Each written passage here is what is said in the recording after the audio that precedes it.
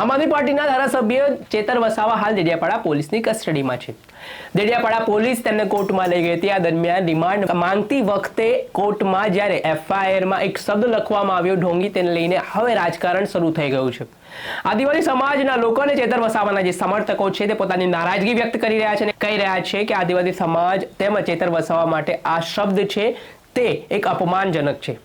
ઢોંગી શબ્દ એટલે કે ચેતર વસાવે શું ઢોંગ કર્યું છે તેવા પ્રશ્ન છે હવે આદિવાસી સમાજના જે આગેવાનો છે તે પૂછતા થયા છે। આ બાબતને લઈને હવે રાજકારણ પણ શરૂ થઈ ગયું છે। ત્યારે ફરી એકવાર આદિવાસી સમાજના મહિલા નેતા રેશમા વસાવાએ હવે પોલીસ સામે આકરા પ્રહારો કર્યા છે।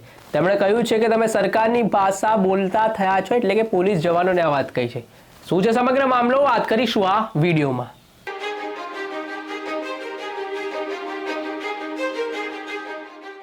નમસ્કાર દર્શક મિત્રો, નવજીવન ન્યૂઝમાં આપનું સ્વાગત છે। હું છું ફૈઝાન। દેડિયાપાડાના આમ આદમી પાર્ટીના ધારાસભ્ય ચેતર વસાવા પોતે દેડિયાપાડા પોલીસ સમક્ષ સરેન્ડર થયા હતા। જોકે અત્યાર સુધીની વાત કરવામાં આવે તો અત્યારે તેમના રિમાન્ડ ચાલી રહ્યા છે। પોલીસ 18 ડિસેમ્બરના રોજ તેમને દેડિયાપાડા તાલુકા કોર્ટમાં હાજર કરવાની છે। જે બાદ જ્યારે તેઓ સરેન્ડર થયા હતા ત્યારબાદ તેમને દેડિયાપાડા કોર્ટમાં રિમાન્ડ માટે લઈ જવામાં આવ્યા હતા। આ દરમિયાન જે દેડિયાપાડા પોલીસ છે તેમણે એફઆઈઆરમાં ચેતર વસાવા માટે ઢોંગી શબ્દનો ઉપયોગ કર્યો હોવાની વાત ગોપાલ ઇટાલિયાએ કરી હતી। જોકે આ બાબતની વાત લોકો સમક્ષ આવતા આદિવાસી નેતાઓ, ચેતર વસાવાના સમર્થકો છે તેમને આ મેસેજ મળતા તેઓ હવે રોષે ભરાયા છે।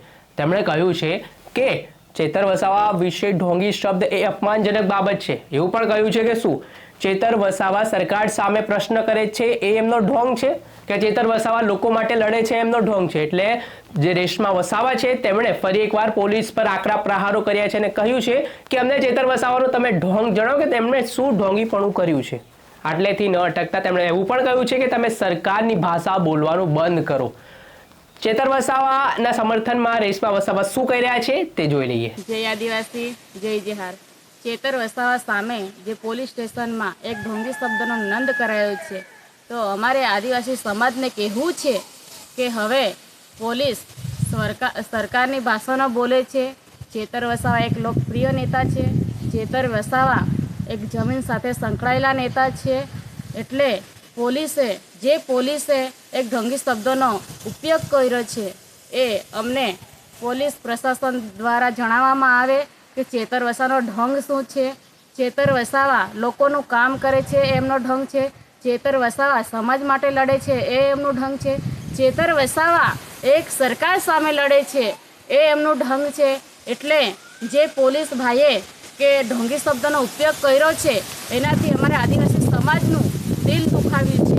એટલે પોલીસ પ્રશાસને આ શબ્દનો ઉપયોગ ન કરવો જોઈએ। એ એક આદિવાસી સમાજના ધારાસભ્ય છે। એટલે અમે કહીએ છીએ સરકારને કે અમે આખા ભારતના મૂળ માલિક છે, તો શું અમારે તમારી ગુલામી કરવાની છે?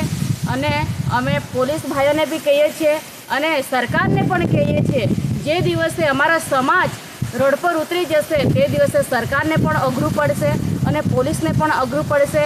તમે ચેતર વસાવાની લોકપ્રિયતા તે દિવસે જોઈ લીધી છે કે ચેતર વસાવા પોતે સિલેન્ડર થયા તે દિવસે પોલીસ સ્ટેશનમાં પહોંચ્યા ચેતર વસાવા, ત્યાં સુધી એમને હાથ નહીં લગાવવા દીધો લોકો। તો તમે વિચારો કે ચેતર વસાવાની લોકપ્રિયતા કેટલી હશે।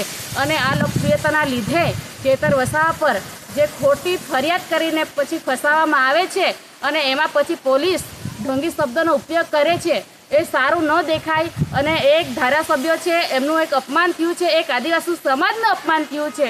એટલે પોલીસ પ્રશાસને આ શબ્દનો ઉપયોગ ન કરવો જોઈએ। જય આદિવાસી, જય જહાર। જેવી રીતે કે તેમણે પોતાની વાત મૂકી છે ને કહ્યું છે કે પોલીસની રીતે કામ કરે, સરકાર જે પ્રવક્તા હોય તે બનીને કામ ના કરે ને ઢોંગી શબ્દને લઈને હવે રાજકીય ડ્રામાની શરૂઆત થઈ ગઈ છે। આદિવાસી નેતાઓમાં ફરી રોષ જોવા મળી રહ્યો છે। હવે આગામી સમય જ બતાવશે કે આ જે સમગ્ર ચેતર વસાવાનો જે કેસ છે તેને લઈને શું નવા ખુલાસાઓ થઈ શકે અને હજી તો ઘણી બધી વસ્તુઓ બાકી છે। 18 ડિસેમ્બરે ચેતર વસાવાને દેડિયાપાડા કોર્ટમાં રજૂ કરવામાં આવશે ને ત્યારબાદ તેમને જેલ મોકલવામાં આવશે। પરંતુ તે પહેલા એક વસ્તુઓ પર હવે પોલીસ છે તે કામ કરી રહી છે ઝીણવટપૂર્વક આ સમગ્ર કેસમાં કોઈ પણ કચાશ ના રહી જાય તે માટે દેડિયાપાડા પોલીસ છે તે ચેતર વસાવાના રિમાન્ડ તેમજ જે પૂછપરછ છે, ઇન્ટ્રોગેશન છે ને તેમના સાથે રહેલા જે આરોપીઓ છે તેમની પણ કડક પૂછપરછ કરતી જોવા મળી રહી છે. પરંતુ જે રીતે તેમને અપમાનિત કરવામાં આવી રહ્યા છે તેના કારણે આદિવાસી સમાજમાં ભારે રોષ ભભૂકી ઉઠ્યો છે. દર્શક મિત્રો, અત્યાર સુધીમાં બસ આટલું. આવા નવા વિડીયો સાથે આપણે માહિતગાર કરતા રહીશું. નવજીવન ન્યૂઝની ચેનલને લાઇક કરો, સબસ્ક્રાઇબ કરો અને શેર કરવાનું ભૂલતા નહીં. નમસ્કાર.